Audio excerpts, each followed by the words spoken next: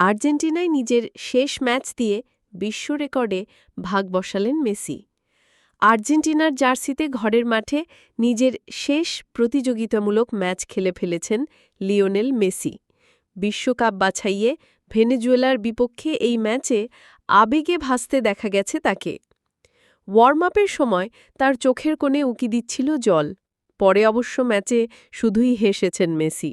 জোড়া গোল করেছেন, গড়েছেন বিশ্ব রেকর্ড। এদিন মাঠে নামার সঙ্গে সঙ্গেই বিশ্ব রেকর্ডে নাম উঠে যায় আর্জেন্টিন অধিনায়কের। বিশ্বকাপ বাছাইয়ে সর্বোচ্চ ম্যাচ খেলার রেকর্ড ছিল এতদিন এককভাবে ইকুয়েডরের ইভান হুর্তাদোর দখলে ছিল।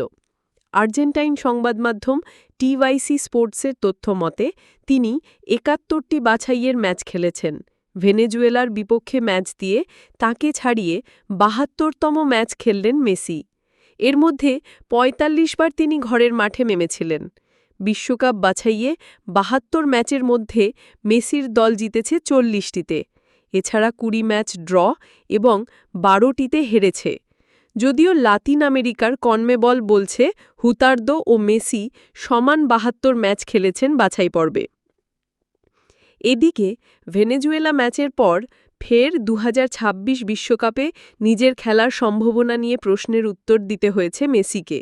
তিনি বলেছেন, আগেও বলেছি হয়তো আর কোনো বিশ্বকাপ খেলব না, বয়সের কারণে সেটা স্বাভাবিক। তবে আমরা প্রায় পৌঁছে গেছি, তাই খেলতে পারার সম্ভাবনা আছে। আমি সবকিছু দিন ধরে দেখি, শরীর কেমন যাচ্ছে সেটা বুঝে সিদ্ধান্ত নেই। আমি যখন ভালো থাকি উপভোগ করি, কিন্তু ভালো না লাগলে খেলাটা আমার জন্য কষ্টের হয়ে যায়। তখন মাঠে না থাকাই ভালো।